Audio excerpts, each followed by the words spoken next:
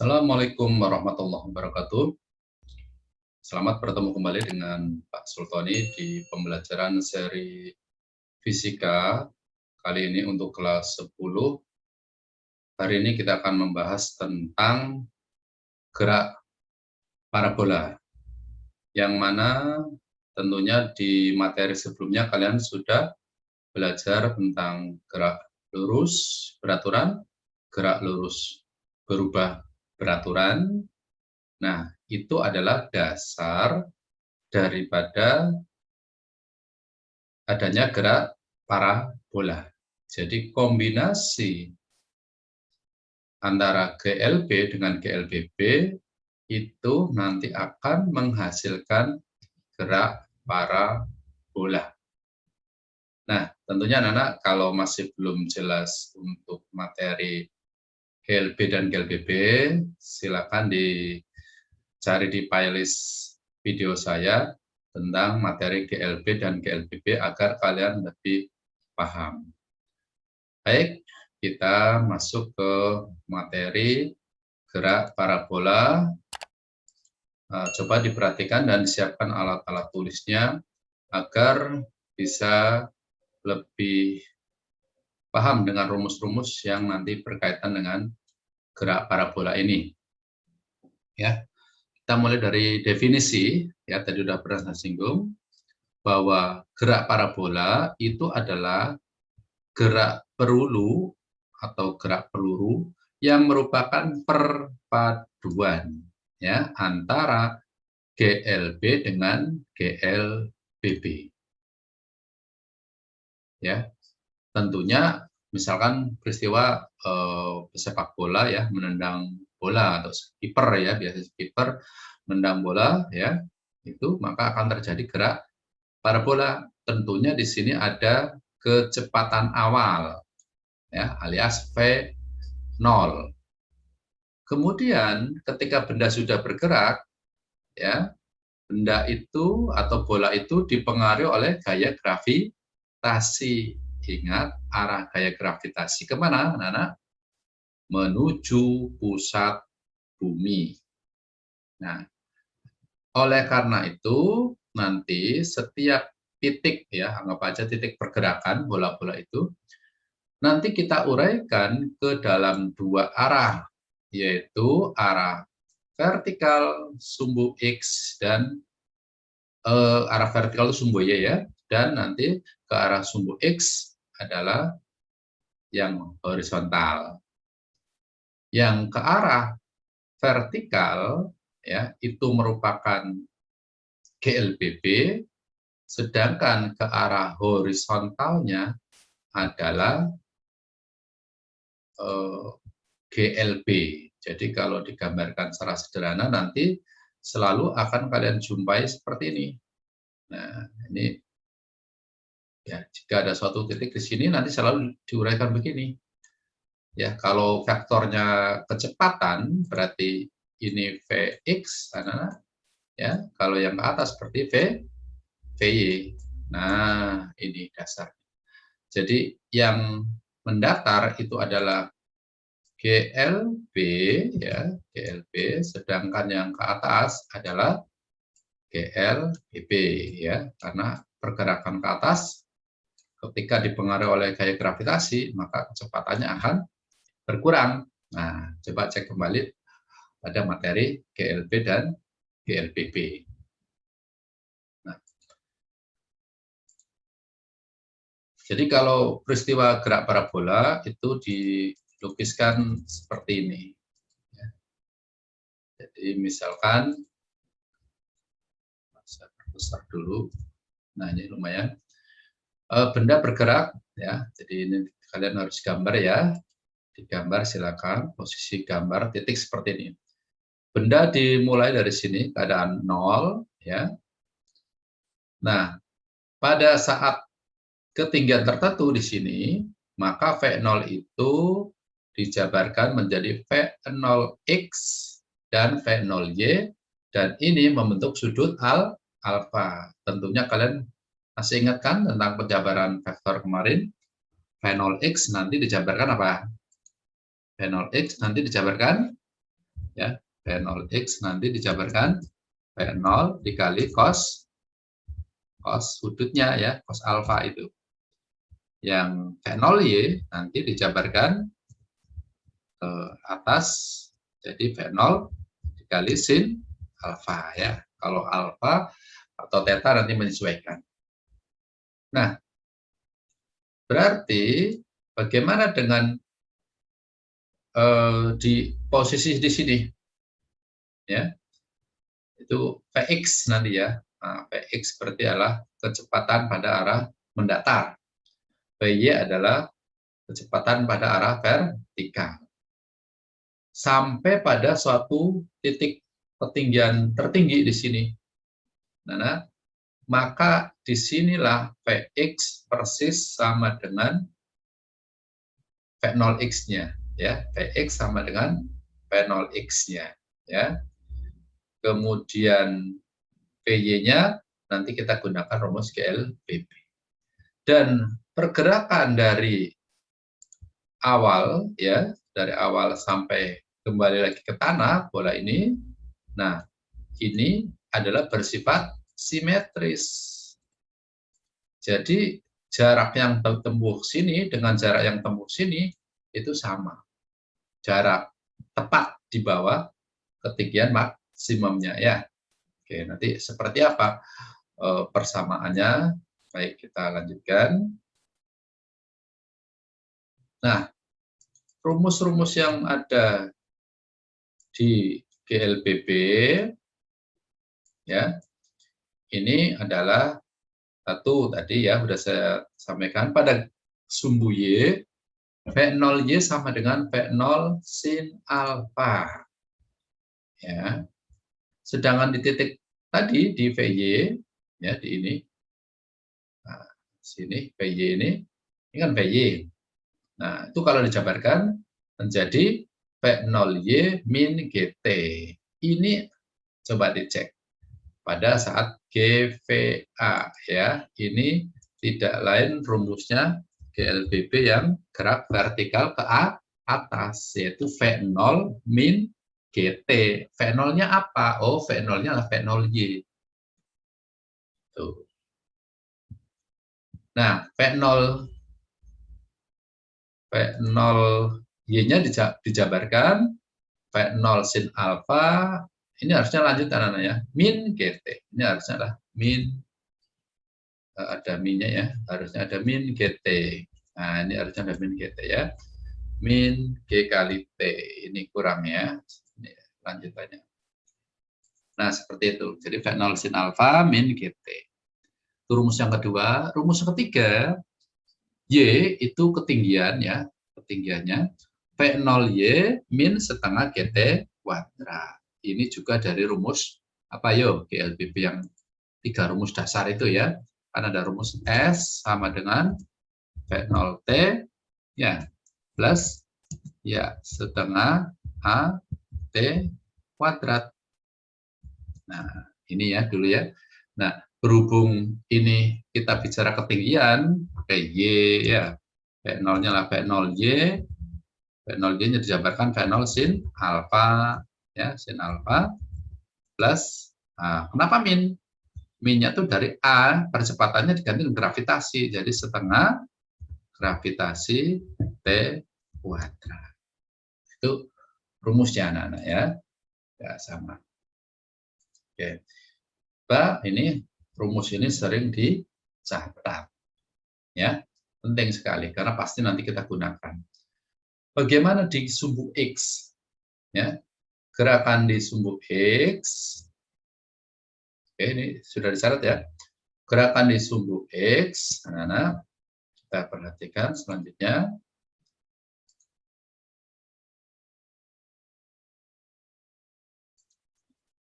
Px-nya itu sama dengan V0x, yaitu sama dengan V0 cos alfa. Nah, ingat, ini adalah, terus yang ini adalah GLB-nya. Ya, masih ingat kan? Rumus GLB kan hanya S sama dengan V kali T ya. Di sini dalam bentuk X ya, nah masalah X sama di sini jarak sama dengan Vx, Vx-nya dijabarkan V0x yaitu V0 cos alfa. Jadi X sama dengan V0 cos alfa dikali T. Nah, kalian harus paham atau mengenal kembali apa keterangannya ya, yaitu V0 kecepatan awal, Vy kecepatan pada arah sumbu Y, V0Y kecepatan awal pada sumbu Y, Vnx adalah kecepatan pada sumbu X, V0x adalah kecepatan awal pada sumbu X, X adalah jarak mendatar, Y adalah jarak yang vertikal alias ketinggian. Alfa adalah sudut simpangannya ya, sudut kemiringannya teman-teman. T tentunya waktu dan G gravitasi. Nah, pada kedudukan titik tertentu seperti waktu kita belajar vektor, anak-anak, maka kita bisa menggambarkan bahwa kalau ada Vx, kemudian ada Vy membentuk sudut tertentu begini, maka resultannya adalah apa? Resultannya adalah ini kan? Nah, oke, pas. Nah, ini resultannya. Jadi resultan kecepatannya adalah Vx kuadrat. Jadi ini V-nya, ini Vx, ini Vy-nya. Nah, itu adalah resultan V-nya adalah akar dari Vx kuadrat plus Vy kuadrat. Itu bisa digunakan pada titik sembarang parabola. Ya. Baik di bawah atau di atas. Nah, misalkan tadi ada pergerakan gini. Ya, harusnya lebih rapi ya, melengkung gitu. Misalkan, nah ini kan berarti misalkan di sini kalian mau mencari vektor V, ya ini vektor V-nya berarti ini diperoleh dari Vx, ini Vx, ini Vx-nya, ini V-nya. Ini harus lurus ya anak-anak ya. Oke, baik. Selanjutnya adalah contoh soal. Dari titik P di atas tanah, sebuah bola dilemparkan dengan kecepatan awal. Jadi V0-nya diketahui ya, V0-nya adalah 20 meter per sekon, dan sudut kemiringannya atau elevation angle ya, sudut elevasinya 37. Nah, kan ketemu digunakannya bahwa sin 37 adalah 0,6 ya. Gravitasinya 10 meter per sekon kuadrat, berapakah kecepatan bola saat waktunya 0,4 sekon? Ya, jadi diketahui V0 20 meter per sekon, alfa 37, sin alfa atau sin 37 adalah 0,6, G-nya 10 meter per sekon kuadrat, waktunya adalah 0,4 sekon. Ditanya kecepatan. Ya. Maka untuk menjawabnya kita harus mencari uraian vektor-vektor baik pada komponen sumbu X maupun pada komponen sumbu Y. Vx seperti V0 cos alfa, cos 37 ya. Jadi 20 cos 37, cos 37 itu 0,8 kali 20 jadi 16 meter per sekon.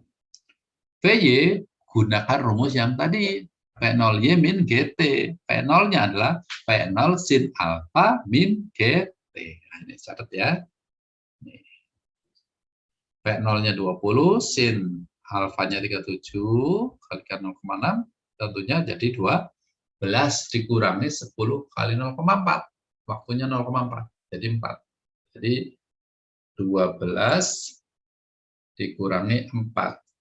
Nah, jadi 8 meter per sekon. Jadi resultan vektornya adalah 16 kuadrat ditambah 8 kuadrat, yaitu akar 320 atau 8 akar 5.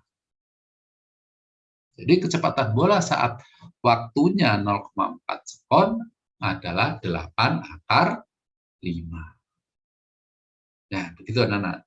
Jadi sekali lagi nilai sin cos tangannya harus kalian ingat ya, karena sering kita pakai. Nah, hal-hal rumus yang sering muncul dan digunakan pada gerak parabola ini, pertama adalah waktu untuk mencapai ketinggian, ya, waktu mencapai ketinggian tertinggi.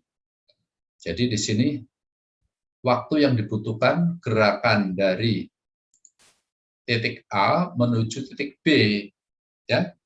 Jadi kan titik tertingginya B, itu waktunya butuh berapa?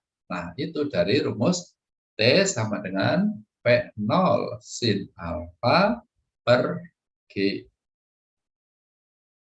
Jadi ulangi ya, TAB ya, waktu yang dibutuhkan untuk mencapai titik tertinggi hanya AB aja, berarti P0 sin alfa per G. Nah, kalau waktu untuk mencapai sampai di C, berarti 2 kalinya. Nah, TABC ya, karena apa? Ini bersifat simetris. B ke C itu adalah sama, yaitu V0 sin alfa per G. Berhubung waktu yang diminta adalah TAC, berarti adalah 2 kalinya TAB atau 2 V0 sin alfa per G. Kemudian, catat, ya, selain itu adalah untuk menentukan, ini rumus cepat boleh kalian pakai, ya, waktu yang dibutuhkan untuk mencapai titik tertinggi bisa gunakan rumus akar 2H per G. Mana G kecil? H adalah tinggi maksimum. G kecil tentunya adalah gravitasi, ya, gravitasinya.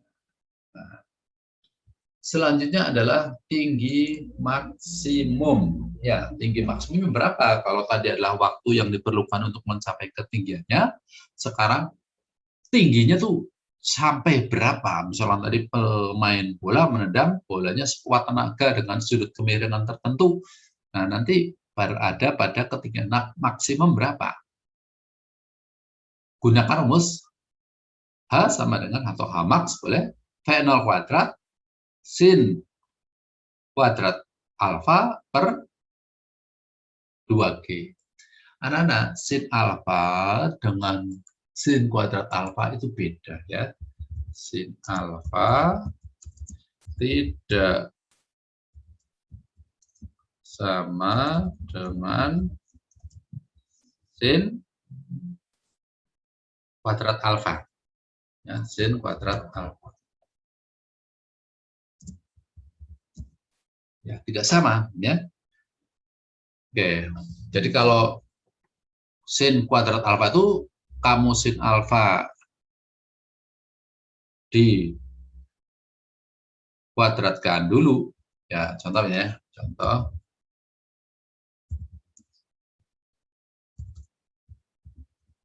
Oke, contoh. Nah, misalkan contoh sin 30. Ya.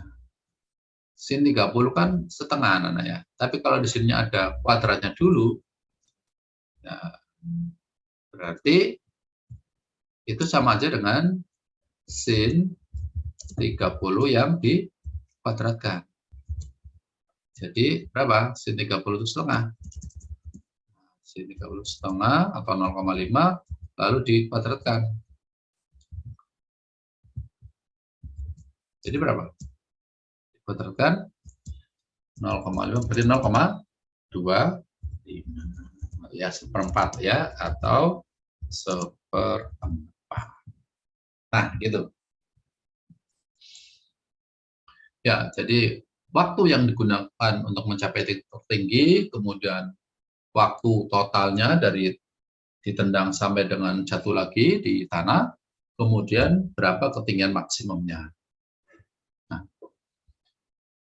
selanjutnya kalian bisa menggunakan rumus seperti ini boleh ya. Selanjutnya adalah jangkauan maksimum ya. Kalau tadilah tinggi untuk mencapai ketinggiannya maksimumnya, sekarang paling jauhnya berapa? Jangkauan maksimumnya berapa? Ya. jangkauan maksimumnya adalah menggunakan rumus X sama dengan, ya, karena arah mendatar, karena X sama dengan V0 kuadrat sin 2 alfa per G. Kalau dijabarkan sinnya sin 2 alfa itu sama dengan 2 dikali apa? Sin alfa dikali cos alfa, ya. Ini pelajaran di matematika. Nah itu, jadi X itu sama dengan V0 kuadrat sin 2 alfa per G atau 2 V0 kuadrat sin alfa cos alfa dibagi G. Selanjutnya,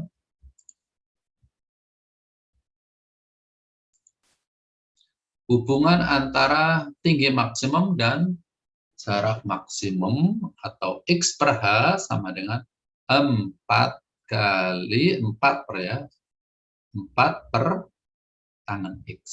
X per H sama dengan 4 per tangen X. Dicatat, ya. Itu perbandingan antara tinggi maksimum dengan jarak, ya, terjauhnya atau jangkauan maksimumnya, ya. Nah, X. Selanjutnya adalah contoh sebuah peluru ditembakkan dengan kecepatan awal, nah, V0, ya, 100 meter per sekon dan sudut kemiringannya 53 derajat. Jika G sama dengan 10 meter per sekon kuadrat, dan berapakah perbandingan antara tinggi maksimum dan jarak yang terjauh atau yang paling jauh, ya. Jadi pakai rumus H tadi dibagi dengan X. Nah, tentunya kalian tinggal menggunakan rumus yang tadi, H per X perbandingannya, ya. Hanya itu apa tadi rumusnya, ya. Boleh pakai rumusnya tadi, H per X sama dengan tangen alfa dibagi 4. Tangen 53 dibagi 4. Jadi 4 per 3 dibagi 3. Jadi hasilnya adalah 1:3. Contoh yang lain,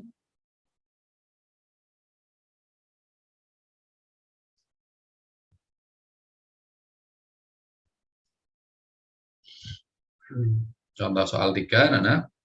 Pada suatu tendangan bebas dalam permainan sepak bola, mencapai titik tertinggi saat berada 45 meter di atas permukaan tanah. Jadi ini adalah titik tertingginya.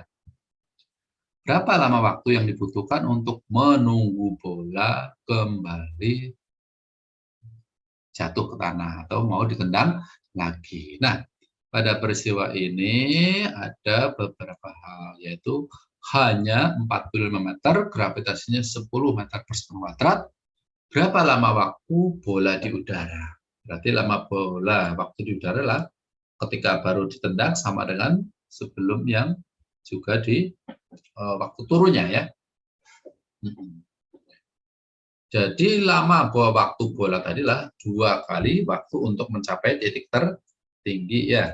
Boleh dengan menggunakan rumus singkat tadi, yaitu T waktu sama dengan akar 2H per G. Hanya adalah ketinggian maksimum yang diperoleh, G-nya gravitasi. Jadi 2 kali 45, 90 bagi 90. Jadi akar 9. 3 sekon alias 3 detik. Selanjutnya, sebuah benda dijatuhkan dari pesawat terbang dengan ketinggian 490 meter. Jika pesawat melaju horizontal dengan kecepatan 720 km, ini harus kalian ubah ke satuan meter per sekon. Makanya waktu semester 1, waktu kemarin kalian udah belajar mengubah satuan, ya. Mengubah satuan dari kilometer per jam ke meter per sekon. Nah, gravitasinya di sini ada keterangannya 9,8, dan anak gunakan 9,8. Kalau ada keterangannya, tidak ada keterangannya, biasanya pakai 10. Tapi kalau ada keterangannya, pakai yang ditampilkan, oh ini 9,8, oh ini 9,9, ya. Jadi lihat kondisi soalnya. Jadi untuk menjawab soal ini, perhatikan seperti ini. Kalau kita sketch ya, gambar bola atau pesawat ya. Ini tadi benda ya, dijatuhkan dari pesawat terbang. Peristiwanya begini. Nah, jadi ini kan kalau dihitung dari tanah kan dia mencapai ketinggian, ya, ketinggian maksimumnya. Kemudian ini adalah V-nya, arah horizontal, ya. Ini adalah jarak dari titik jatuh sampai dengan titik tepat di bawah pesawat itu. Nah, bagaimana penyelesaiannya? Kita bentuk rumus, yaitu T sama dengan tadi di atas sudah ya, T sama dengan akar 2H per G, ya. 2 kali 4, 190 dibagi 9,8. Jadi akar 100, jadi butuh 10 detik untuk mencapai titik tertinggi. Jadi sebelahnya juga untuk sampai turun juga butuh waktu 10 detik. Jadi X sama dengan 200, yaitu Vx-nya ya tadi, dibagi 10. Jadi dapat 2000 meter atau 2 km. Nah, contoh yang lain, sebuah benda bermassa 50 kg ditembakkan dengan kecepatan 40 meter per sekon dan sudut elevasinya 30 derajat. Berapakah energi total benda di titik tertinggi? Nah, kita kan udah ingat ya, kalau di titik tertinggi, benda itu tidak punya apa? Titik tertinggi paling pol di atas, dia sudah nggak punya kecepatan. Dia akan siap-siap kembali ke bawah ke tanah. Ya, jadi di titik tertinggi nanti yang adalah energi potensialnya. Nah, bagaimana? Nah ini kita gambarkan atau kita ilustrasikan. Ya, kita cari Vx-nya dulu. Jadi V0 cos alfa itu 40 dikali cos alfanya setengah akar 3 ya. Jadi 20 akar 3 meter. Di sumbu Y tidak perlu ya. Kenapa ada yang tahu? Silakan berkomentar di bawah ini ya. Nah, jadi karena ini sudah yang ditanyakan di titik tertinggi ya. Seperti ini, di titik tertinggi. Ingat, kecepatan arah sumbu Y-nya 0, yang adalah Vx-nya, yaitu 20 akar 3. Oke. Jadi energi kinetik yang dimiliki adalah setengah M Vx kuadrat.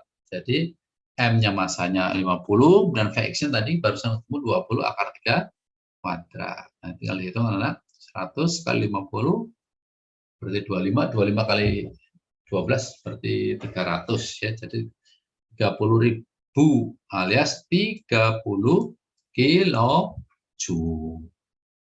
Tinggi maksimum diperoleh ya di titik tertinggi ya dengan rumus yang tadi di depan atau di atas sudah saya sampaikan bahwa Hmax sama dengan V0 kuadrat sin kuadrat alfa per 2G.